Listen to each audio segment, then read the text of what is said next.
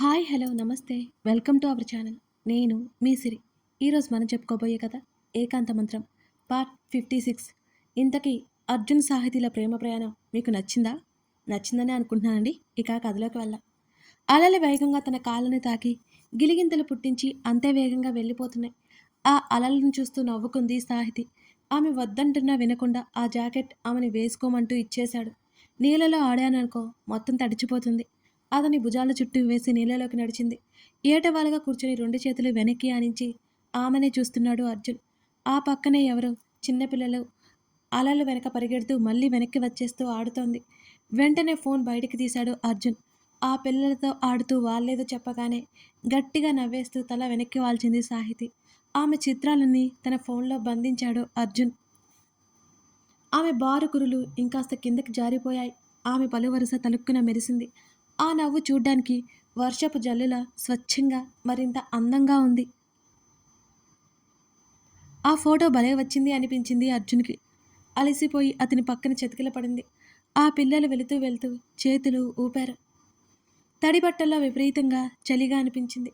అంతేకాదు బాగా ఆడి ఆడి శరీరం అలసటగా అనిపించింది సాహితికి.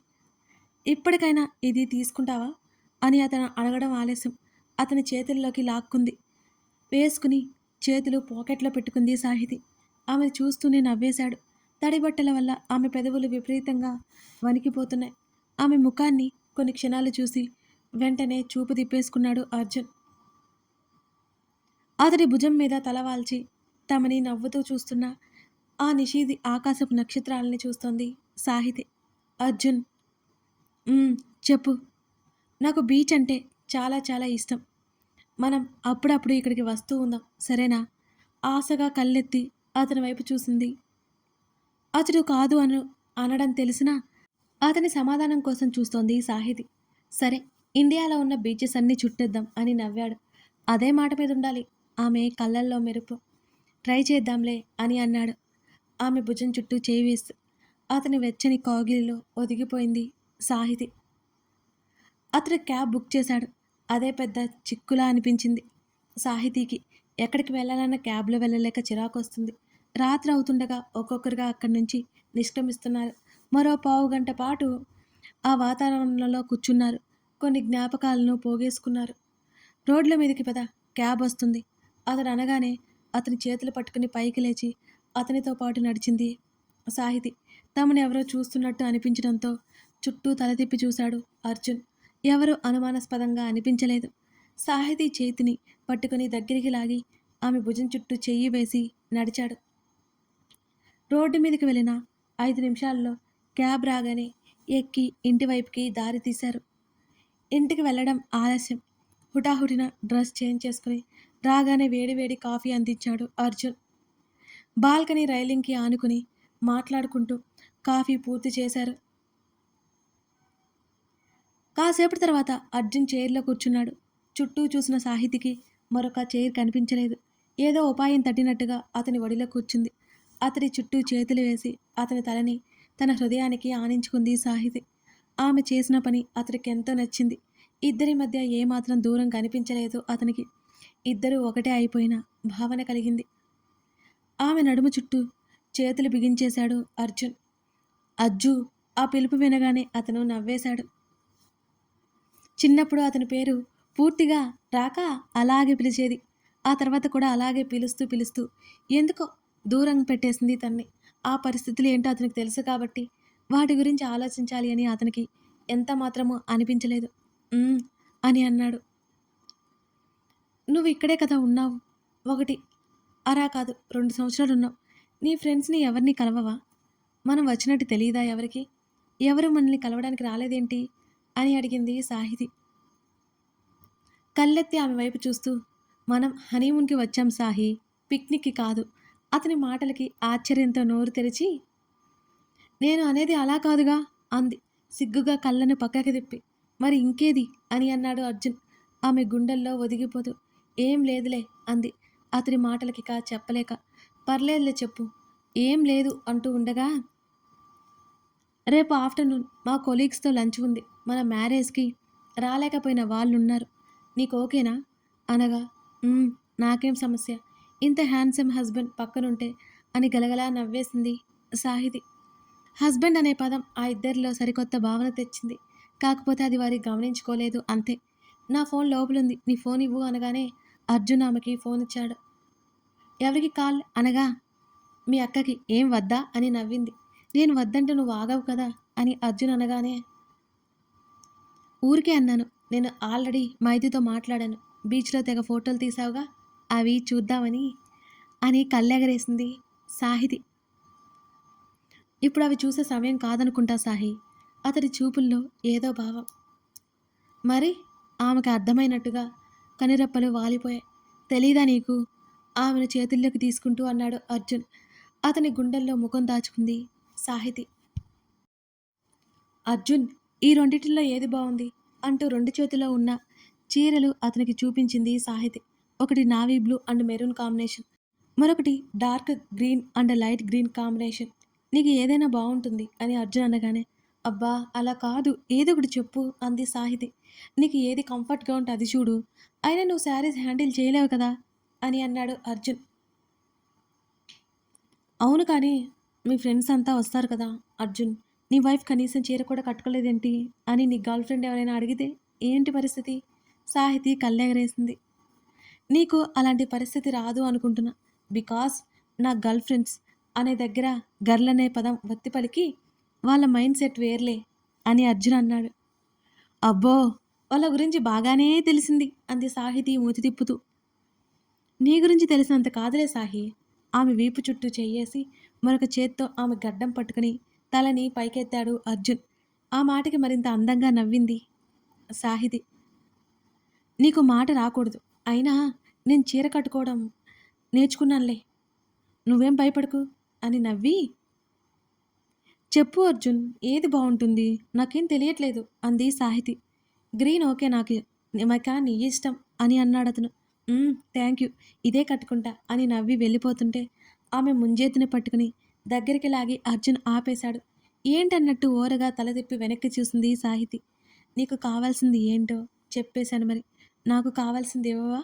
అతను అనగానే నీకు కావాల్సిందేంటో నాకు తెలుసు కానీ ఇప్పుడైతే నన్ను వదిలేయ్ అని అంది సాహితి ముద్దుగా ముఖం పెట్టి. సరే తర్వాత నేను అడగకుండా నాకిచ్చేయాలి మరి అని అన్నాడు. తప్పకుండా మిస్టర్ అర్జున్ గారు అంటూ సాగదీసింది సాహితి. అతను నవ్వేశాడు. ఆమె కూడా అందంగా నవ్వేసింది. అర్జున్ సాహితి వెళ్ళేసరికి అర్జున్ ఫ్రెండ్స్ కొందరు వచ్చి ఉన్నారు అక్కడికి. వారిలో అమ్మాయి అబ్బాయిలు ఇరు రకాలుగా ఉన్నారు. అందరూ కంగ్రాట్స్ చెప్తుంటే వాళ్ళకి వినయంగా జవాబు ఇస్తోంది సాహితి. కొందరు గిఫ్ట్స్ అందించారు. హలో, ఐఎమ్ ఝాన్సీ అంటూ ఒక చేతిని ముందుకు పెట్టింది ఓ అమ్మాయి. ఆ అమ్మాయిని చూడగానే ఒక్కింత ఆశ్చర్యపోయింది సాహితి. ఒకరోజు తను అర్జున్తో వీడియో కాల్ మాట్లాడుతుంటే ఆ అమ్మాయి ఆ అమ్మాయి అర్జున్కి ఎంతో దగ్గరగా వచ్చి మరీ మాట్లాడడం తనకి ఇంకా ఇంకా గుర్తుంది. ఇప్పుడు ఆ అమ్మాయిని చూసి విపరీతంగా కోపం వచ్చేసింది సాహితి కూడా. కానీ ఇప్పుడు ఆ కోపం లేదు. నవ్వుతూ పలకరించింది సాహితి. వాళ్ళంతా అర్జున్ కొలీగ్స్. పెళ్ళికి రాలేకపోయారు. వాళ్ళే ఆ ఏర్పాట్లు చేశారు. అందరికీ ఉద్యోగం మానేస్తున్నట్టు చెప్పి తన తండ్రి వ్యాపారంలోకి వెళ్తున్నట్టు చెప్పాడు అర్జున్. అడిగిన వాటికి సమాధానం చెబుతూ అతని పక్కనే కూర్చుంది సాహితి మరింత మౌనంగా. సాహితి పక్కనే కూర్చుంది ఝాన్సీ. అర్జున్ నాకు క్లోజ్ ఫ్రెండ్, ఇంట్రెస్టింగ్ పర్సన్ అని సాహితికి వినపడేలా చెప్తుంటే చిన్నగా నవ్వి ఊరుకుంది సాహితి. అంతేకాదు ఆ అర్జున్ నేను చాలా చాలా క్లోజ్. కలిసి లంచ్ చేసేవాళ్ళం, కలిసి డిన్నర్ చేసేవాళ్ళం, ఆఫీస్లో కలిసి వర్క్ చేసేవాళ్ళం. ఝాన్సీ ఒకవైపు తింటూనే చెప్తుంటే మౌనంగా వింటున్న సాహితీ ముఖంలో వద్దన్నా కానీ ఏదో నీలిమేఘం కమ్ముకుంది. ఏంటి సాహితీ, ఏమీ మాట్లాడరు మీరు అని ఝాన్సీ అడగ్గా లేని నవ్వు తెచ్చుకొని మీరు మాట్లాడుతున్నారు కదండి, నేను వింటున్నాను అని మెల్లిగా అంది. తన స్నేహితులతో మాట్లాడుతూ పక్కకు తిరిగి చూసిన అర్జున్కి సాహితీ, తినకుండా ఏం ఆలోచిస్తున్నావేంటి, తిను అంటూ ఆమెకి ఇష్టమైన పదార్థాలు ప్లేట్లో వడ్డిస్తూ ఆమె ప్లేట్లో ఉన్న పదార్థాలు తనకు నచ్చినవి తీసుకుంటున్నాడు అర్జున్. అప్పటి వరకు ఆమె మీద ఝాన్సీ మాటల ప్రభావం తగ్గింది. తింటున్నాను, మీ ఫ్రెండ్ మాట్లాడుతుంటే వింటున్నాను అని చెప్పింది సాహిది. అర్జున్ చిన్నగా నవ్వి తన పక్కన ఉన్న స్నేహితుల వైపు తల తిప్పాడు. ఆ మాటలు వింటోంది ఝాన్సీ. అసలు మేము ఎక్స్‌పెక్ట్ చేయలేదు తెలుసా? అర్జున్ పెళ్లి అనగానే బికాజ్ అర్జున్ నాతో అంత క్లోజ్‌గా ఉంటే నన్నే పెళ్లి చేసుకుంటాడు అనుకున్నాను. అని ఝాన్సీ మాటలకు నోట్లో పెట్టుకోబోతున్న ముద్దను కిందకి వేసింది సాహితి. వద్దనుకున్నా సరే మనసంతా భారమైపోయింది ఆమెకి. అదెందుకో తెలియట్లేదు కూడా. తనకు తెలుసు అర్జున్ తన గురించి ప్రాణానికి ప్రాణంగా ప్రేమించిన తనకి తమ ఇద్దరి జీవితాలు దృష్టిలో పెట్టుకొని కనీసం చూపులతో కూడా ఏ భావాలను తెలపలేదు.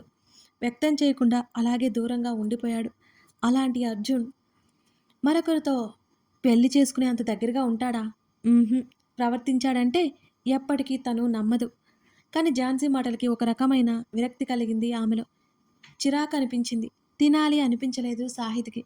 అర్జున్, నీ వైఫ్ ఏమాత్రం తినట్లేదు. అందుకే అంత సన్నగా అయిపోతుందనుకుంటా. ఎవరైనా చూస్తే నువ్వు ఫుడ్ పెట్టట్లేదా అనుకుంటారు అని మరో అమ్మాయి నవ్వుతూ అంది. అర్జున్ నవ్వుతూ సాహితీ వైపు చూసి, సాహి ఏమైంది? ఫుడ్ నచ్చలేదా? అని అడిగాడు మృదువుగా. అదేం లేదు అర్జున్, ఆకలి లేదు ఆమె మెల్లిగా అంది. ఉదయం కూడా సరిగ్గా తినలేదు నువ్వు. ఆకలి ఎందుకు లేదు? తిను అతడు మంతలింపుగా అన్నాడు. అర్జున్ పోనీ నువ్వు పెట్టి చూడు తింటుందేమో. ఇందాక అన్న అమ్మాయే మళ్ళీ అంది ఆ మాట. పర్వాలేదు నేను తింటాను మొహమాటంగా అందరినీ చూస్తూ అన్నది సాహితి. ఆమె తినడం మొదలుపెట్టింది. భోజనాలు అయిపోయాక అందరూ ఐస్ క్రీమ్స్ పట్టుకొని కూర్చున్నారు. సాహి ఇదిగో బటర్ స్కాచ్ అంటూ ఆమె చేతిలో ఉన్నది అతని చేతిలో ఉన్నది ఆమెకిచ్చి ఆమె దగ్గర ఉన్న పైనాపిల్ ఫ్లేవర్ అతను తీసుకున్నాడు. అర్జున్ మీది లవ్ మ్యారేజా అని ఎవరు అడగ్గా లవ్ అండ్ అరేంజ్డ్ మ్యారేజ్. కాదు కాదు అరేంజ్ చేయబడ్డ లవ్ మ్యారేజ్ అని అర్జున్ అనగానే అందరూ అదోలా చూశారు. అంటే ఏంటి మాకు అర్థం కాలేదు అని అన్నారు అయోమయంగా. తన కథలో ఉన్న సస్పెన్స్ తీసేసి వాళ్ళకి అర్థమయ్యేలా వివరంగా చెప్పాడు అర్జున్. ఒకరికి తెలియకుండా మరొకరు ఇష్టపడి పెళ్లి చేసుకున్నారన్నమాట. వావ్ అని వాళ్ళంతా అనగానే అప్పటి వరకు ఆమెలో ఉన్న ఆలోచనలు తీసేసి వాళ్ళతో మాట్లాడుతున్న అర్జున్ని చూసి సాహితి నవ్వుకుంది. హాయ్ సాహి, నా పేరు దీపు అంటూ మరొక అమ్మాయి పరిచయం చేసుకోగా ఇందాక ఝాన్సీలాగా ఈమె కూడా మాట్లాడుతుందేమోనని భయంగా చూసి హలో అంది. అండి గిండి వద్దు దీపు అను. అది అలా ఉంచు. ఇందాక ఎందుకు అలా ఉన్నావు? ఎనీ ప్రాబ్లం అని అడిగింది దీపు. ఏం లేదన్నట్టు అడ్డంగా తల ఊపింది సాహితి. ఒకవేళ నువ్వు అలా ఉండడానికి కారణం ఝాన్సీ అయితే ఆ మాటలు నువ్వేం పట్టించుకోవద్దు అని అంటున్న దీపు మాటలకు ఆశ్చర్యంగా చూసింది సాహితి. సాహితీ ముఖంలో ఆశ్చర్యానికి నవ్వుతూ నాకు తెలుసు ఝాన్సీ ఏదో మాట్లాడి ఉంటుంది. అందుకే కదా అలా అయిపోయావు అని కళ్ళెగరేసింది దీపు. అవునన్నట్టు సమాధానంగా మౌనంగా ఉండిపోయింది సాహితి. అర్జున్కి ప్రపోజ్ చేస్తే కాదన్నాడు. నీ గురించి చెప్పాడు. మా టీంలో అందరికీ నీ గురించి తెలుసు. అలా ఝాన్సీ అర్జున్ని ఎన్నోసార్లు అడిగినా అతను ఒప్పుకోలేదు. ఒకవేళ అర్జున్ గురించి ఏం చెప్పినా నమ్మొద్దు. సాహితీ చేతి మీద చెయ్యేసి చెప్పింది దీపు. ఇప్పుడు సాహితీ మనసు తేలికైపోయింది. అర్జున్ ఏ తప్పు చేయడని తెలిసినా కూడా ఝాన్సీ మాటలు ఏమాత్రం నచ్చలేదు సాహితికి. ఇప్పుడు ఇప్పుడు అసలు కారణం ఏంటో తెలుస్తుంటే కాస్త రిలాక్స్ అయింది సాహితి. మరో గంట మాటల్లో గడిచిపోయింది. అక్కడి నుంచి సెలవు తీసుకుని ఇద్దరూ బయటపడ్డారు. అప్పటికే సాయంత్రం అయిపోయింది. క్యాబ్ ఇంటికి ముందు ఆగ్గానే అర్జున్ క్యాబ్ దిగాడు. సాహితి మరోవైపు దిగింది. క్యాబ్ ముందుకు కదిలింది. అక్కడి నుంచి అర్జున్ ఆమె వైపు వచ్చేసరికి ఒక బైక్ వేగంగా సాహితి మీదకు వచ్చేసింది.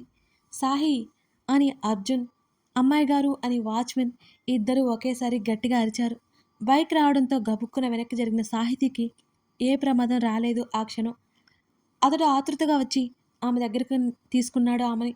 ఎంత వేగంగా వచ్చిందో అంత వేగంగా బైక్ వెళ్ళిపోయింది అక్కడి నుంచి. వాచ్మెన్ కూడా పరుగున వచ్చాడు. సాహి అర్జున్ కంగారుగా పిలిచాడు. భయంతో అతని కరుచుకుపోయి నాకేం కాలేదు అర్జున్ కంగారు పడుకు అని చాలా చిన్నగా చెప్పింది సాహితి. తమ వైపే కంగారు పడుతూ చూస్తున్న వాచ్మెన్కి బాగానే ఉన్నది అని చెప్పి ఇంట్లోకి తీసుకెళ్లారు అర్జున్. కథ కొనసాగుతోంది. ఈ కథ మీకు నచ్చినట్లయితే తప్పకుండా లైక్ చేసి కామెంట్ చేయండి. నేను ఈ విషయం చాలాసార్లు చెప్పి ఉన్నాను, మరలా మీకోసం చెప్తున్నాను. అదేంటంటే మీ లైక్స్ వల్ల మన ఈ స్టోరీ మరికొందరికి రీచ్ అవుతుందండి. అప్పుడు మరికొందరు మన స్టోరీని చదవడానికి ఇంట్రెస్ట్ చూపిస్తారు కదా. నాకు కూడా ఎక్కువ మంది చదివితే ఇంకా ఇంకా ఇంట్రెస్ట్ కలుగుతుంది కదా!